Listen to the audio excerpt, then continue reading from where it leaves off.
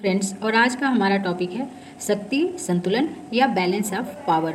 ये BA, MA, TGT, PGT, political science, UGC net JRF तथा civil services के लिए समान रूप से उपयोगी है तथा इस साल ये एमए के थर्ड सेमेस्टर में सेकेंड पेपर का भी पार्ट है।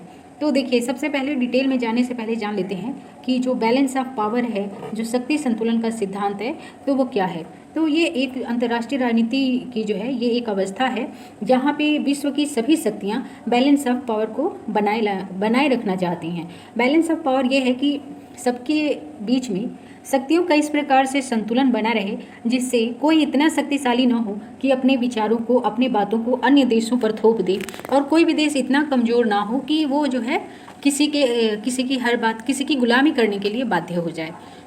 तो इस प्रकार बैलेंस जो है पावर का अंतर्राष्ट्रीय राजनीति में बहुत ही आवश्यक होता है। कोई इसको कहता है कि ये शक्ति का संघर्ष है, तो कोई कहता है कि नहीं, शक्तियों का समान वितरण है, क्योंकि शक्तियों का समान वितरण होने पर ही बैलेंस ऑफ पावर बना रहेगा। अगर जो बैलेंस ऑफ पावर है वो बिगड़ेगा या शक्तियों में असंतुलन होगा तो युद्ध होने की संभावना रहती है। तो इस प्रकार अंतर्राष्ट्रीय राजनीति में बैलेंस ऑफ पावर बहुत ज़रूरी है। तो इसमें हम कुछ लोगों को देखेंगे कि किस विद्वान ने क्या कहा है, मार्गेंथाउ ने क्या कहा है और अन्य विद्वानों ने क्या कहा है। देखिए, शक्ति संतुलन सिद्धांत को अंतर्राष्ट्रीय राजनीति का एक आधारभूत नियम माना जाता है। पामर और पार्किंस ने तो इस सिद्धांत को अंतर्राष्ट्रीय व्यवस्था का मूल आधार बताया है, जबकि राइट ने इस सिद्धांत को एक मौलिक कानून की संज्ञा दी है।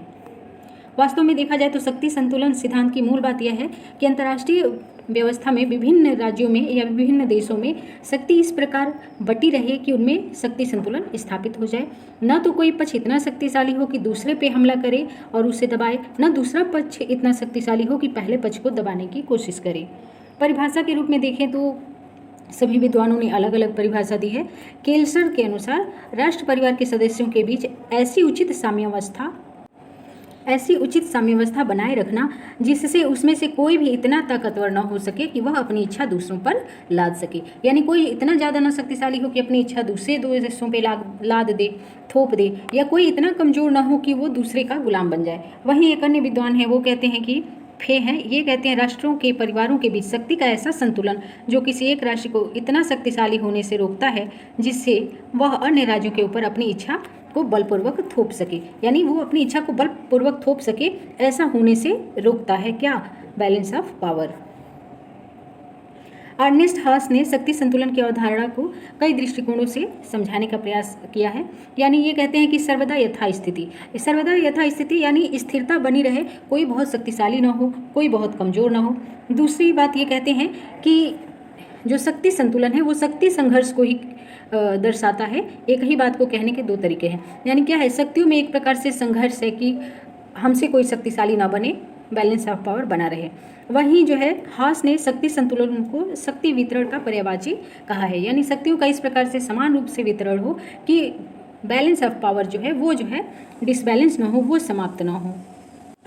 देखिए, मार्गेंथाउ क्या कहते हैं। मार्गेंथाउ शक्ति संतुलन का 3 अर्थ बताते हैं। पहला कि यह अंतर्राष्ट्रीय राजनीति का यथार्थवादी स्वरूप का चित्रण करता है, क्योंकि देखिए जो विश्व की राजनीति है ना, वो शक्ति की राजनीति है, बैलेंस ऑफ पावर की राजनीति है, शक्ति संघर्ष की राजनीति है। तो कहते हैं जो मार्गेंथाउ है कि बैलेंस ऑफ पावर क्या है, तो अंतर्राष्ट्रीय राजनीति के यथार्थवादी स्वरूप का चित्रण करता है। फिर ये कहते हैं कि जो बैलेंस ऑफ पावर है वो क्या है, शक्तियों के वितरण को प्रकट करता है, यानी शक्तियाँ सब में इस प्रकार वितरित हैं कि बैलेंस ऑफ पावर बना हुआ है। फिर ये कहते हैं कि यह शक्तियों के समान वितरण को प्रकट करता है, क्योंकि अगर शक्तियाँ समान रूप से नहीं वितरित होंगी, कोई भी एक शक्तिशाली अधिक बन जाएगा तो वो क्या करेगा, आक्रमण करने का प्रयास करेगा या युद्ध करने का प्रयास करेगा। उपयुक्त परिभाषाओं से स्पष्ट होता है कि शक्ति संतुलन का अलग अलग प्रसंगों में तथा अलग अलग समयों में अलग अलग अर्थ होता है। शक्ति संतुलन को एक अंतर्राष्ट्रीय नियम के रूप में भी देखा जा सकता है। राष्ट्रों के बीच यह मान्यता है कि असंतुलित शक्ति विश्व व्यवस्था के लिए खतरनाक होती है। मार्गेंथु ने शक्ति संतुलन को इसी रूप में देखने का प्रयास किया है, अर्थात मार्गेंथु कहते हैं कि जो असंतुलित शक्ति है वो विश्व व्यवस्था के लिए खतरनाक है। शक्ति संतुलन को विद्वानों ने अंतर्राष्ट्रीय राजनीति के तत्व के रूप में भी प्रस्तुत किया है। जब शक्ति संतुलन को एक पद्धति या तंत्र के रूप में प्रस्तुत किया जाता है तो शक्ति संतुलन एक प्रक्रिया का रूप ले लेती है, जिसमें संप्रभु राज्य अपने बाह्य संबंधों का परिचालन करते समय उपलब्ध शक्ति का बंटवारा एक विशिष्ट प्रक्रिया के द्वारा करते हैं। क्विंसी राइट ने शक्ति संतुलन सिद्धांत के अंतर्गत 5 मान्यताओं का वर्णन किया है। तो किन्सी राइट क्या कहते हैं बैलेंस ऑफ पावर के बारे में?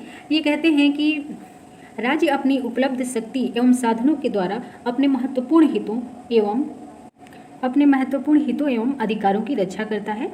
यानी बैलेंस ऑफ पावर के द्वारा जो है कोई देश अपने महत्वपूर्ण हितों यानी राष्ट्रीय हितों की रक्षा करता है। यह निश्चित करना राज्य का कार्य है कि कौन से अधिकार व हित उसके लिए महत्वपूर्ण माने जाएंगे और उसकी रक्षा के लिए वो कौन सा तरीका अपनाएं। आमतौर पे ऐसे महत्वपूर्ण हितों में स्वाधीनता, प्रादेशिक अखंडता, सुरक्षा, राजनीतिक व आर्थिक व्यवस्था, जीवन पद्धति का संरक्षण तथा समुद्र की स्वतंत्रता जैसे कानूनी अधिकार आते हैं। इन सभी अधिकारों को महत्वपूर्ण राष्ट्रीय हित माना गया है।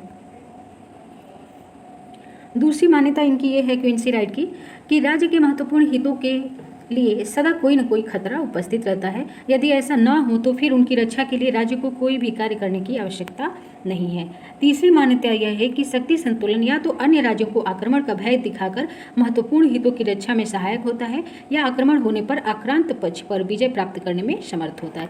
कहने का तात्पर्य ये है कि सामान्यतः कोई भी राज्य तब तक आक्रमण नहीं करेगा जब तक उसकी शक्ति दूसरे राज्य से अधिक नहीं हो जाती।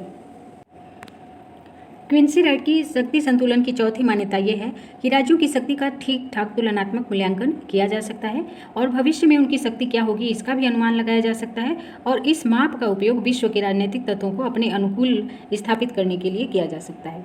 पांचवी मान्यता है कि राजनीतिक नेता शक्ति के आधार पर बुद्धिमत्तापूर्वक अपने राज्य की विदेश नीति का निर्धारण करते हैं। यानी किसी देश की या किसी राज्य की विदेश नीति कैसी होगी ये जो है डिपेंड करता है कि वो कितना शक्तिशाली है।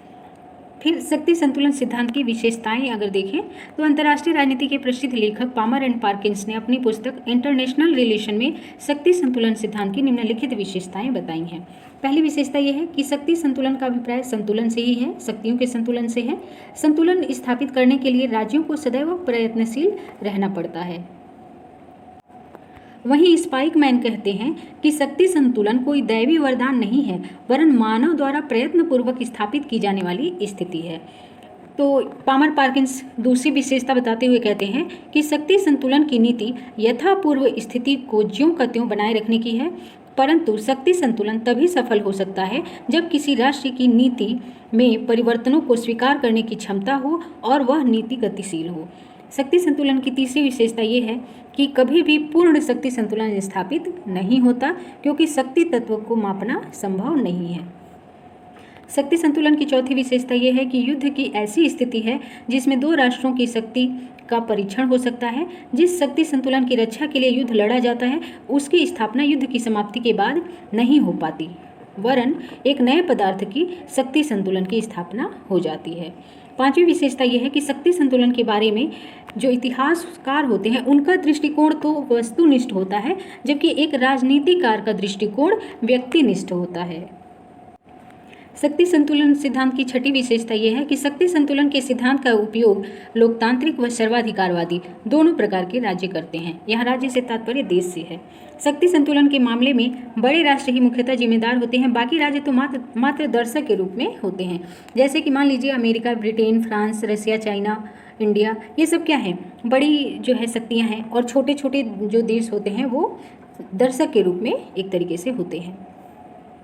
शक्ति संतुलन स्थापित करने के क्या क्या साधन हैं? तो अंतर्राष्ट्रीय मामले में समीक्षकों ने शक्ति संतुलन स्थापित करने के लिए निम्नलिखित साधन बताए हैं। अस्त्र शस्त्र का भंडार बनाना जिससे क्या हो कि बैलेंस ऑफ पावर बना रहे, प्रदेशों पर अधिकार जमाना अपने आप को शक्तिशाली बनाने के लिए, संधियां करना, संधियों के द्वारा भी बैलेंस ऑफ पावर बना रहता है, हस्तक्षेप करना किसी मामले में, कूटनीति का सहारा लेना, तटस्थ राज्य या क्षेत्र की स्थापना करना या फिर निरस्त्रीकरण के द्वारा भी बैलेंस ऑफ पावर को बनाए रखा जाता है। शक्ति संतुलन सिद्धांत की उपयोगिता की बात करें तो यह छोटे राज्यों की स्वाधीनता इसमें सुरक्षित रहती है। जब बैलेंस ऑफ पावर बना रहता है तो युद्ध नहीं होता, कोई इतना शक्तिशाली नहीं होता है कि वो किसी पे आक्रमण करे, तो इससे क्या है जो छोटे छोटे देश हैं उनकी स्वाधीनता बनी रहती है। इससे अंतर्राष्ट्रीय शांति सुरक्षा को बढ़ावा मिलता है, अंतर्राष्ट्रीय कानूनों का महत्व बना रहता है और राज्य आपसी संबंधों के विस्तार हेतु युद्ध के बजाय राजनय या कूटनीति का सहारा लेते हैं। आई होप कि ये वीडियो आपके लिए हेल्पफुल रहा होगा। अगर ऐसे और भी वीडियो आप चाहते हैं तो चैनल को सब्सक्राइब जरूर करें। वीडियो अच्छा लगा तो उसको लाइक करें और शेयर भी करें। धन्यवाद।